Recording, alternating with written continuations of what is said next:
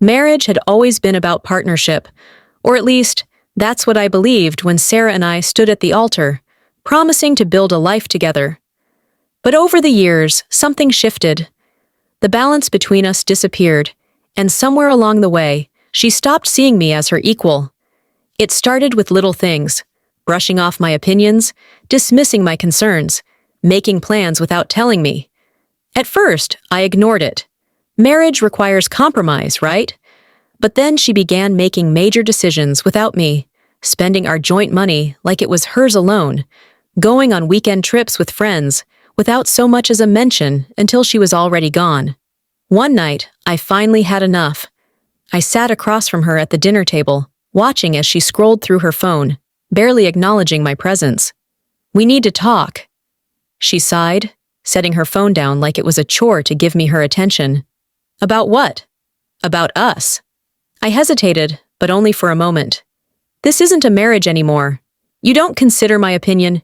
You don't tell me things. You act like I don't matter. I feel like I'm just here to pay the bills." She rolled her eyes. "Oh, come on. You're overreacting." "No, I'm not. I'm just living my life," she said, leaning back in her chair. "You can't control me." Something inside me shifted. For months, maybe years, I had been trying to hold things together, believing that if I was patient enough, understanding enough, she would come around. I wasn't trying to control her, I just wanted mutual respect. But she had made herself clear. She didn't think she owed me that. She was right about one thing: I couldn't control her. But she had forgotten something important. I didn't have to rely on her either. I stopped arguing, stopped trying to be seen, to be heard, to be valued by someone who no longer cared.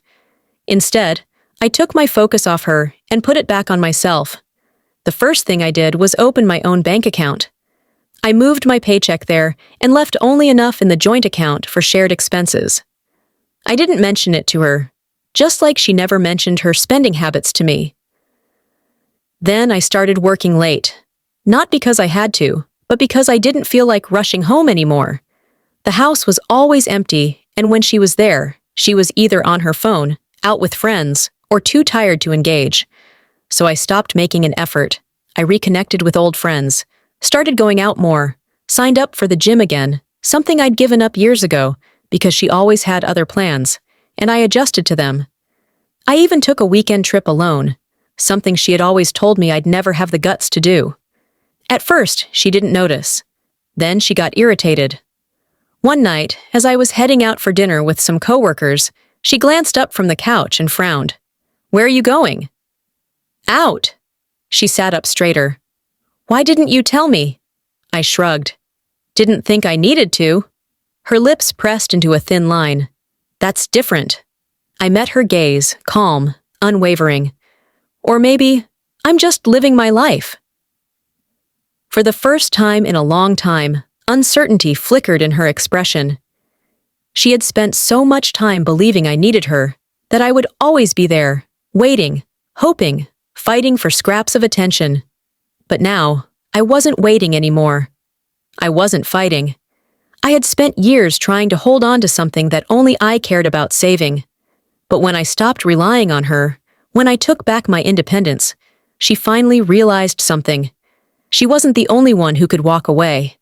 And now, the choice was hers.